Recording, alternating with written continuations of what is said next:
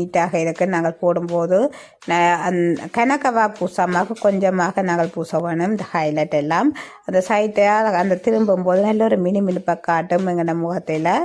அதுக்கு பிறகு நான் லிப்டிக் இனி பூசணும். முதல் நான் லிப் பாம் பூசினான்.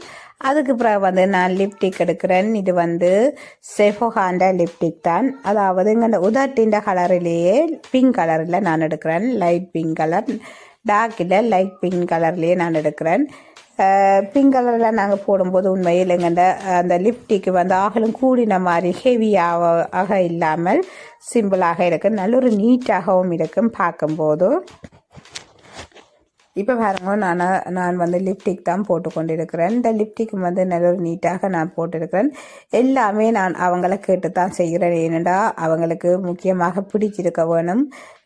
அவங்க சிம்பிளாக ஓரளவு சிம்பிளாக இருக்கணும்னு சொன்னவங்க, ஆகலும் ஹெவியாக இல்லாமல் ஓரளவாக இருக்கணும்னு சொன்னவங்க. அதுக்கேற்ற மாதிரி தான் நான் ஒவ்வொன்றும் பார்த்து செய்து கொண்டு போகிறேன். இப்போ பாருங்க, லிப்டிக் எல்லாம் போட்டு முடிஞ்சது.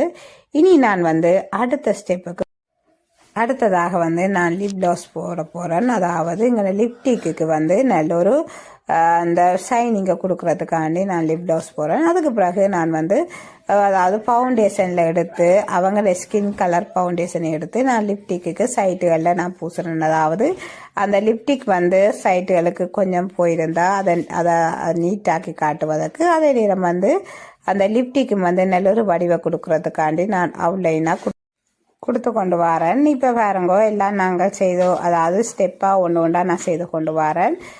இந்த அவுட்லைனும் கொடுத்தா பிறகு நல்ல ஒரு நீட்டாக இருக்கும்.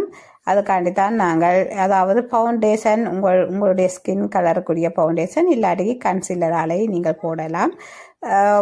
நீங்கள் எதை போடணும்னு நினைக்கிறீங்களோ நீங்கள் அதாலே போடுங்கள். இப்போ பாருங்க, எல்லாம் ஓகே, நான் போட்டுட்டேன். இனி நான் அடுத்த ஸ்டெப்புக்கு போகணும். அடுத்ததாக நான் அதாவது கண்ணுக்கு அடுத்ததாக நான் செய்ய போகிறேன். கண் ஐப்ரோ செய்கிறதுக்காண்டி நான் கிக்காக் மார்க்கில் எடுக்கிறேன். இதுவும் நல்ல ஒரு திக்கான நல்ல களியாக இருக்கும்.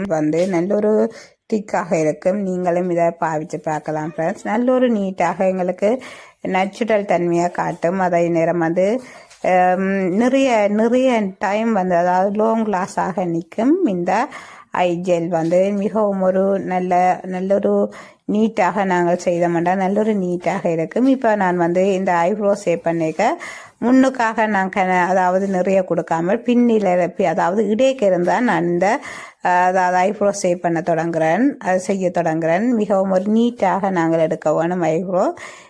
அப்போ தான் நல்ல